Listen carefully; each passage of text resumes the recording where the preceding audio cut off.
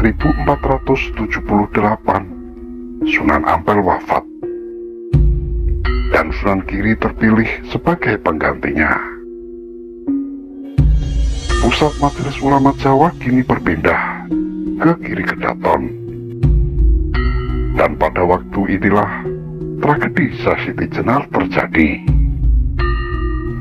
Syekh Siti Jenar dipanggil ke Giri Kedaton dan disidang oleh Dewan Wali Songo di bawah pimpinan Sunan Giri. Walau tidak mengakui keberadaan Majelis Ulama Jawa, beliau Syekh Siti Jenar tetaplah hadir. Beliau dituduh telah menyebarkan aliran sesat. Ada pula yang menuduh sebagai antek-anteknya Islam Syiah.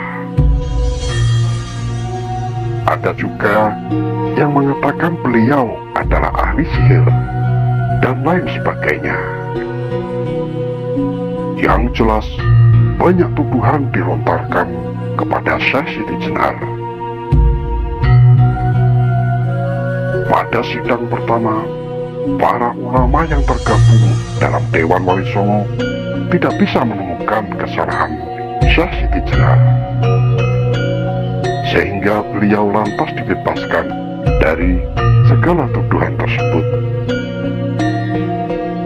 Namun bagaimanapun juga, Syekh Siti Jenar adalah duri di dalam daging bagi mereka.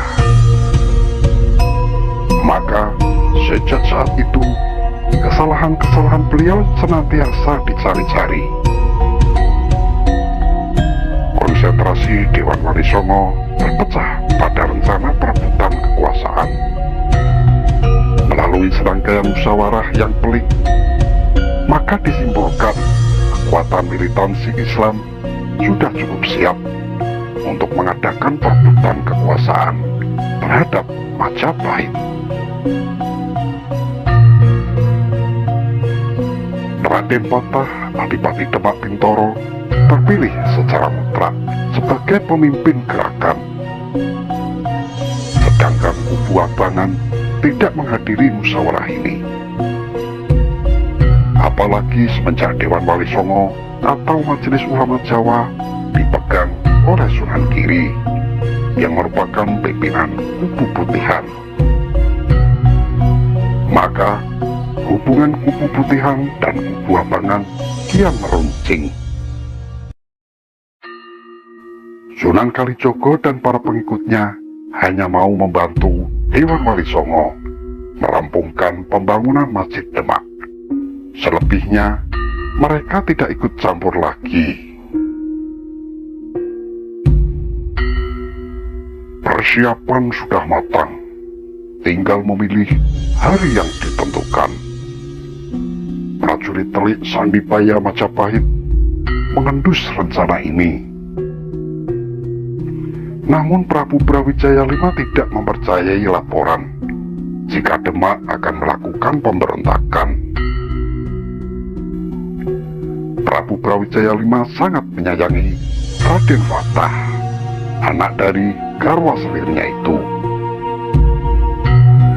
Beliau berkeyakinan tidak mungkin Raden Patah, putra kandungnya sendiri itu, akan nekat berbuat seperti itu. Dan manakala pergerakan pasukan besar-besaran terdengar, yaitu pasukan orang-orang Islam Putihan, gabungan dari seluruh laskar yang ada di wilayah pesisir utara Jawa Timur sampai Jawa Barat mulai bergerak. Keadaan menjadi gempar. Para pejabat daerah kalang kabut. Mereka tidak menyangka orang-orang Islam sedemikian banyaknya. Setiap daerah yang dilalui pasukan ini tidak ada yang bisa membendung. Kekuatan mereka cukup besar. Persiapan mereka cukup tertata. Sedangkan daerah-daerah yang dilalui tidak mempunyai persiapan sama sekali. Setiap daerah yang mengalami pemberontakan maka harus melawan sendiri-sendiri. Tidak ada bantuan dari Kutaraja Majapahit. Semua serba mendadak, dan tak ada pilihan lain kecuali melawan atau mundur teratur. Para adipati yang berhasil mundur segera melarikan diri ke Kutaraja Majapahit. Mereka melaporkan pemberontakan mendadak pasukan pesisir yang terdiri dari orang-orang Islam. Dan dari mereka Prabu Brawijaya V mendapat laporan yang mencengangkan, yaitu telah terjadi pergerakan pasukan dari Demak Bintoro.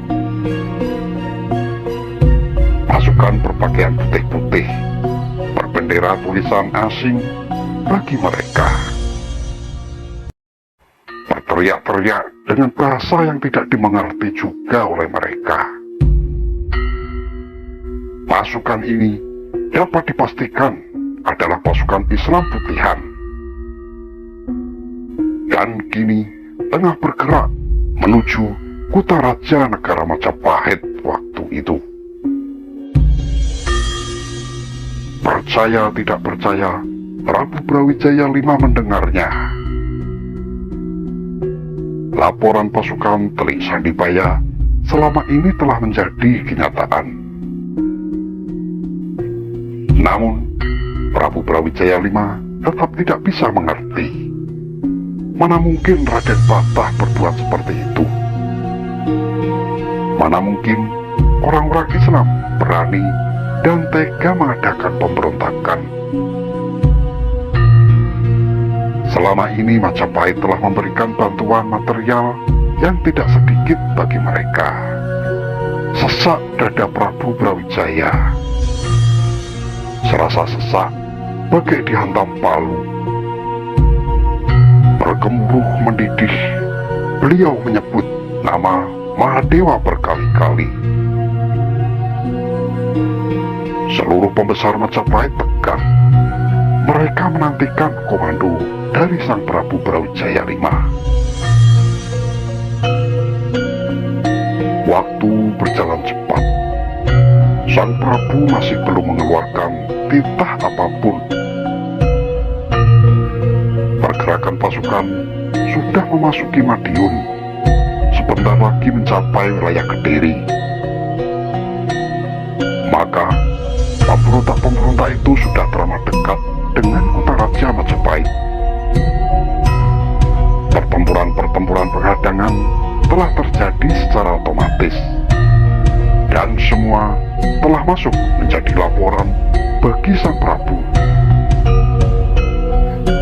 Bahkan ada laporan yang menyatakan beberapa daerah yang berpengaruh Islam malah ikut bergabung dengan pasukan ini.